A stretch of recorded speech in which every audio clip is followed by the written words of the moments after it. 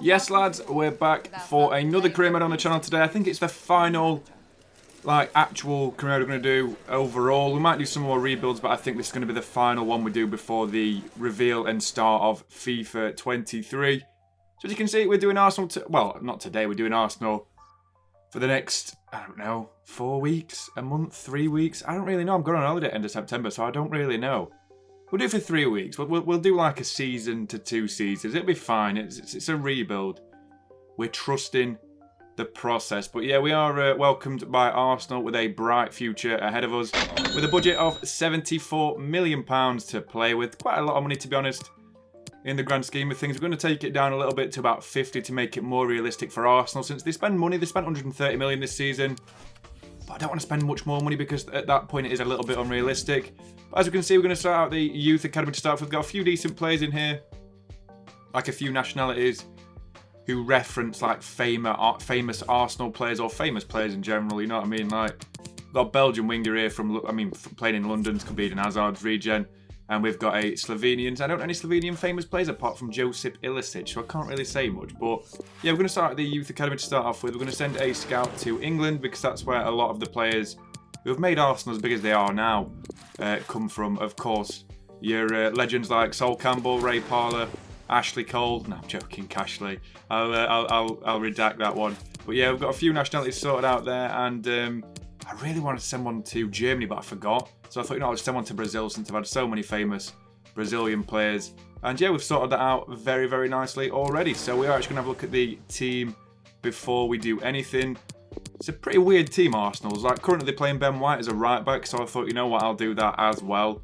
See what sort of mischief we can get with him filling that role. It's a really good team, it really is. I mean, I don't think we're title challengers. I think we may be top 4. And obviously, like, they've got some fantastic backup currently, but they've still got Nicolas Pepe. So I'm planning on getting rid of him. If I'm being perfectly honest, he's not really it, is he? He's been a massive letdown during his time in North London, and I feel like the best thing to do is just get rid. So yeah, we've got a very strong team. As you can see, Zinchenko is a central midfielder. He needs a position changing, and yeah, it's a very, very strong team. So before we do anything else like signings, we're gonna look at the season objectives for this new season. So start off with, I can't even read the writing because I've made the colour scale so strange. We must finish in the top 4. That is our main objective this season. The second one is you've been given a large transfer budget to sign new players with. Sign younger players for the future. Yeah, that's pretty well and done. I think we'll find this episode and the next one, which I've already recorded, we might sign some young players. Just a quick spoiler warning there. Don't spoil it. But I mean, still, we are going to make a few signings in this transfer window. I think we're going to make one this episode and one in the next one. Both young. I'm not going to say what they are, actually. I'm not going to say what position they are. They're both young. That's all I'm going to say. Pedo!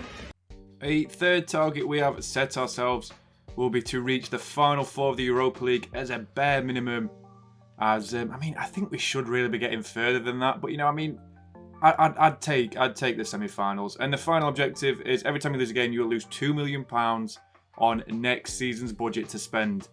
That's actually quite a weird one. I've never done something like that before, but it's going to be quite interesting to sort of get around, because if we lose like 30 games, not 30 games, that's a bit stupid, like 20 games a season, which is possible. We've got about 60 games this year. We could lose a hell of a lot of money, so it's not going to be too good if we do that. But we'll see the forfeits for this season. If you don't make the top 4, then the save will be over and you suck at managing. We already knew that anyway from the rest of the saves. But, a little bit of high stakes there, I guess. If you do not sign new exciting young players, then you'll have to sell Saka and Emil Smith-Rowe. I just put ESR so I didn't have to change my format because I'm lazy. And the third objective is reach the final 4 of the Europa League. As we said, we'll be restricted into making 2 summer signings next season. That is quite a difficult one, to be fair, because I want a massive squad overhaul next year, since it'll be the final season of this year's career mode. So that's quite an objective, to be fair. It's quite a difficult forfeit. And then obviously the final one, as objective states, you will lose money for next season for every single game that you lose. Oh, it's disappointing. It's really difficult, that. I hope that doesn't come to it, but you never know. You really don't. We could lose 10 games this season, lose 20 million, and only have like 40 million to spend depending on where we finish. So we'll see how that goes anyway as we move on into our first monthly scouting report. I can't even speak. But quickly, we've got a bid for Nuno Tavares on loan from Benfica, which we'd managed to sell. Also, Zinchenko is going to get changed to a central midfielder. I only decided to show this because there's a lot going on, to be fair. He's now 80 rated. Hopefully, Ben White in a few weeks will go up to a higher rating as a right back. I doubt it, though, because he's got about 70 pace. But yeah, the monthly scouting update, the first one. This guy, Diogo de Oliveira, I mean, my pronunciations are fantastic, especially since I'm from the north. He's worth £1.4 million, valuation is 62 rated. Looks like a decent little signing there. We do like to use the youth system quite a lot because it does make sense in signing younger players who we can, like, tie down. Pedo! But yeah, like long-term contracts and things like that, they really make sense in terms of just building a youth team for the future. And that's all that, I mean, that's what youth means, really. That means, like, future. But of course, we've got a few decent players in the system. Obviously, Spanish is one of the nations I chose because, obviously, like Jose Antonio Reyes and Cesc Fabregas, massive Spanish players for Arsenal in the past. Even Hector Bellerin, really. He was class when he was a bit younger, so I mean, I'm really sounding a bit suspect at the moment, but still, when he was a 20-year-old player, he was like the starting right back, and he was absolutely fantastic. And also, we've finally sold Nicolas Pepe for £23 million. And you know what? I'm really glad about it. I think I've made a perfect manager decision there. I just think it was time for him to go, and I'm absolutely thrilled that I've made that decision on my own. I am Jose Mourinho. But as we can see, the time has come for the first game of the season. I mean, we're 7 minutes in, guys, and we're on the first game of the season. You talk about all these YouTubers waffling. By the way, we didn't do very well in the pre-season tournament, but that's irrelevant. We didn't even make it past the group stage. But again, irrelevant. You talk about all these YouTubers, like, wasting time. I just crack on with it. This is the first part of the series, and it's only 21 minutes. I'm really trying to make it a little bit more concise. Not like Docs, where it's like 13 minutes, but he does about 7 games an episode. Should we try and make it like 20-minute long every time? I don't want 35-minute episodes. I don't want 30-minute episodes. I want to make it nice and concise for the editing process, really. And so you guys enjoy it a little bit more and you have a bit more free time in your day if you decide to watch it. But is there any pressure on us to make the Champions League? I mean, I love the transitions that I do. To make the Champions League? Not really. I guess we should make it, but if we don't, does it really matter? Arteta didn't get sacked last season or the year before. And you know what? If we win a trophy, that is absolute dubs as far as I'm concerned. But yeah, are we sticking with White? Yeah.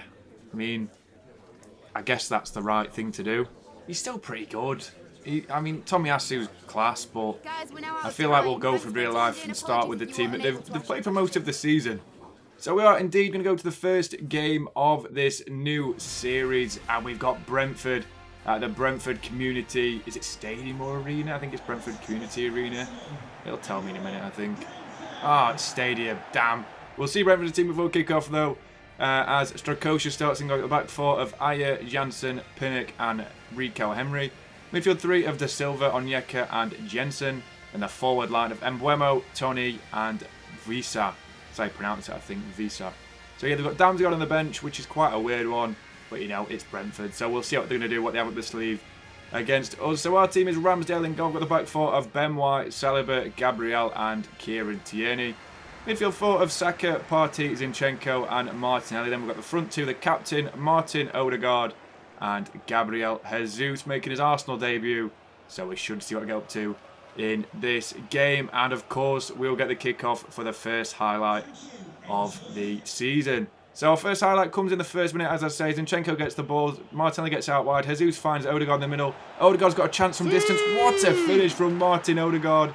1-0 up inside 2 minutes against Brentford. And that is a fantastic start to this series. Brilliant goal by our captain. And just look how good he is.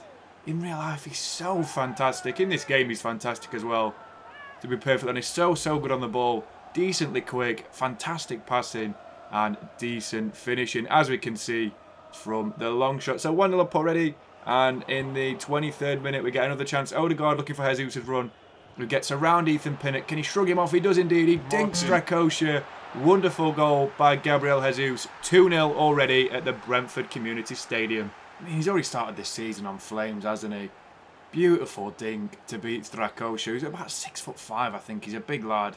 And it's a wonderful ball by Odegaard, who started this season as well, absolutely fantastically. And we are indeed 2-0 up already. But the next highlight of the game comes towards Brentford, who get a chance. Look at this mistake from Saliba. What is he doing? He passes it across the box. What the hell? What? What the fuck? Just absolutely shambolic from Saliba. Oh, he started off well as this game. He's been decent in pre-season. He's gone up a rating already. He's just thrown it all away. What is he doing? Look at him. He wins the ball. Oh, I can't even talk about it. I mean, that is the score going into half-time anyway, so it's not the end of the world. As Brentford have given as good as they've got, to be honest. It's been a decent little first half in general. So we'll pick back up in the second half, though, as we get another highlight coming towards us. As Zinchenko wins the ball back, fake shots it in towards Saka. Great effort, and it's just wide of the post. Saka really should have scored then. I'm disappointed he didn't. He should be bagging that. He would do in real life. Pretty bad miss by his... Look at the manager, he looks furious. What are you so angry about? 1 minute, 37 seconds later. So pick back up in the 56th minute as Martinelli's got the ball out wide. Trying to cut inside. It's a good save by Strakosch. A little bit of a scramble. Odegaard's got it. Back out towards Martinelli again. It's blocked on the line. And Brentford escape. But in the 76th, they get an equaliser when Bremo down the line. Cross it into the middle. Easy chance by Vitaly Janelt, the German international. And it's 2-2. What is happening in this game? As if we've thrown away a 2-0 lead against Brentford. Oh dear, it's giving me just career mode vibes for the year. Really, really poor finish to the game as we managed to draw 2-2 and throw away a promising game at the Brentford Community Stadium. That is a really, really poor second half performance by us. If I'm being honest, we just threw the game away. We really did. Really, really disappointed. I mean, I'm not mad. I'm just disappointed in the team. They really, really let themselves down there. I don't even know what to say. As I say, I'm just super, super disappointed. My disappointment is immeasurable. And my day is ruined. But you know, we're rubbish like this. We just have to sort of go again and try and improve in the next game. And the next game is an absolute doozy. After a decent-ish performance against Brentford, especially the first half, which were fantastic, Saliba sort of dropped us in it. Odegaard gets the man of the match. We've now got Chelsea. Oh dear, this is a very difficult game. It really, really is. We're at the Emirates though, which is the saving grace, I guess. And we'll see our team before we kick off. Ramsdale starts in goal at the back four of Tamiyasu, Saliba, Gabreil and Tierney.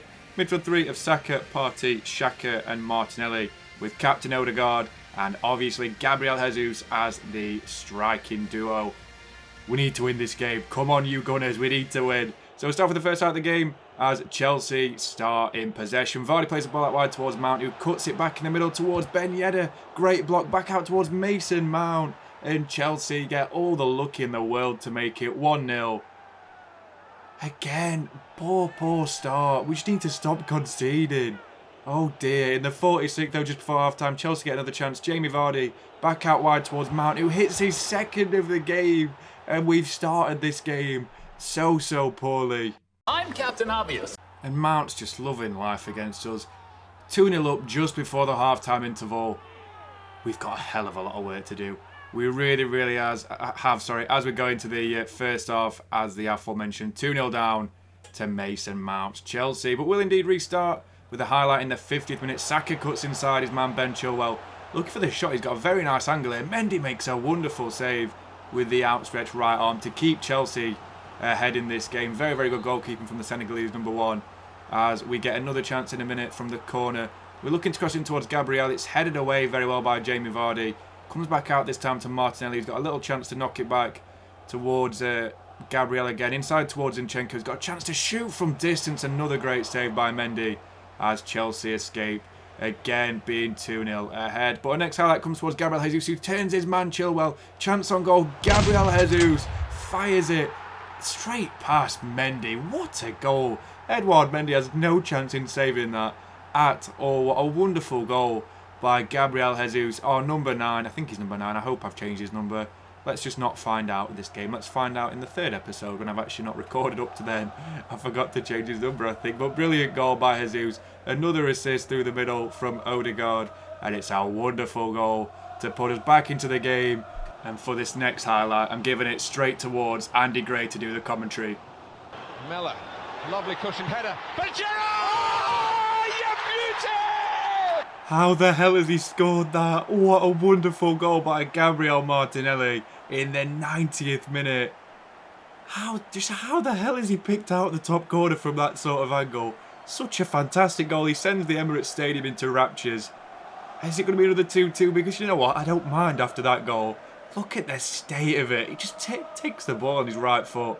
30 yards out. What a goal, Gabriel Martinelli. Cementing his place in the side. Look at the distance. Look at the dip. Look at the angle. Oh my days. What a wonderful goal. As Martinelli does indeed rescue a 2-2 draw at the Emirates after a resilient second half performance by ourselves. Brilliant, brilliant game of football for the neutral, I can imagine.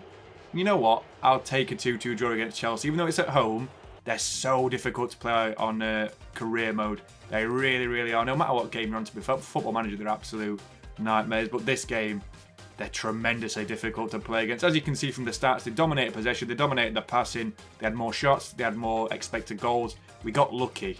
We really, really did, especially through that screamer from Gabriel Martinelli, who in my opinion deserved the man of the match, but I think it's gone to Mason Mount. Even though, like, as I say, Martinelli did have a fantastic game all the way through the game. But yeah, Mason Mount gets a perfect 10 rating, as we'll move on into the first bit of transfer business, which we're going to make in this new season. After a brilliant comeback that game, I want to celebrate with a new signing, and it's the very heavily linked in real life Villarreal wide man Yeremy Pino. Rotation squad role, 5-year deal. We've agreed a £31 million release clause fee as well, because that's why I didn't show it, because I just paid his release clause. And also, we're offering 40k a week, a £2 million signing on bonus, and Yeremy Pino is the first player through the entrance in our Arsenal career mode, after obviously Jesus and, you know, every other player they've signed this summer. But in our fictional world, these are the first players we've signed. So we shake hands with his agent, we shake hands with the aforementioned man himself, Yeremy Pino, and that is a wonderful first signing for this career mode. And we've also got one more player to bring us. We're actually bringing two players, I forgot. We're going to bring in Luca Romero from Lazio. Didn't play too much last season, played a fair bit, but didn't play as much as he probably would have liked to. He's 17 years old in real life now. He looks fantastic, to be honest, in real life. Looks like a very multi-talented attacking midfielder who can sort of play on the wings if you really wanted to. So yeah, we're going to try and agree a fee with Lazio, bring in a bit of youth. Sort of has like a red kit already. So, you know, he just fits in with the Arsenal tradition of red kits, funnily enough. Oh my God, that was so funny! But we are indeed going to agree a £3 million fee. I'm going to move on to the final game of the first episode. Yeah, first episode, so I'm going to call it. I mean, that's what it is, really. So yeah, we have got the second team in action for this game. And obviously, Yeremy Pino recently signed. He's going to make his debut for the Gunners in the Cup. Might not get a lot of game time this season, but he's like a proper signing for the future. He really, really is. And I feel like he'll do a massive job for us. Same with Matt Turner as a backup goalkeeper. He's not as good as Ramsdale, but he's still 77 rated. He's not as good as Leno, but he's still 77 rated, and that is all that matters. So yeah, decent little game here against Cambridge United of League 2, I believe, in the Carabao Cup. So let's see how we do in this in the second round, as we'll simulate this game and see if we get the dub. Come on, sim it, you absolute moron. A little longer than a few minutes later. Finally, thank you for simming it. It just took 3 years. We do indeed get the 3-0 win, with Nkechi getting 2 and Emil Smith-Rowe scoring the solitary final goal. But Nkechi gets the man of the match with a 10 rating. Matt Turner gets an 8.3. Very, very nice to see, as Smith-Rowe also walked with an 8.7 rating. That's a phenomenal result, that is. I mean, you might say Cambridge United, but that's the backup team. I'd lose games with that on some career modes, so I'm quite happy with that. First win of the season, of course. We're still unbeaten as it stands currently, and hopefully we can continue to stay unbeaten throughout the season. But I really doubt it, because I've filmed the next episode and I know we lose a game. So yeah, no spoilers, but we've got City next. It might be them. It might be the team after. Might be the team after that. We've got 6 games coming in the next episode. So obviously we'll see. We will see what happens. But at the end of this episode, we have 2 points from 2 games, which isn't too bad. But I mean, we're still above Brentford, and that's all that really matters. As Chelsea top out at 5th after the draw against us. They won their first game. Of course, I don't think 12's too bad. And Man United at the top of the pile, along with Villa and Liverpool So the top scorer in the league is Jadon Sancho, and we're going to have a look at top scorers, and that's it, because Jesus has got 2. I'm not bothered about assists after the first episode. I really don't care. But yeah, that's not too bad. That really good start, as we said before, and we will indeed see the budget, which we've got to buy a new signing for the next episode. So we have about 50 million, give or take, probably take, because we have £1 million wage budget, of course. And there's really only 2 main players who we're linked with before we finish up the transfer window this season. And of course, one of them is Pedro Neto from Wolves, and the second is Yuri Tielemans. So we're going to sign one of them. It's sort of been predetermined, so whatever you comment, I don't think it'll change it because I can't really do anything about that. But we did say that we're looking at younger players, and they're both very young, so it doesn't really give much away. But one final look at the team before we leave this save to have a look at what we've got in the next episode. It's a very strong team. I think it might be a title-winning team. I'm not really sure though.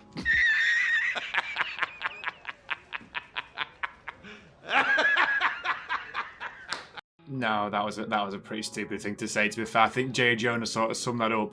That we're nowhere near that level currently after the first 2 games of this new series, but still not too bad in general, like I said before. So we'll see what we've got in the next episode.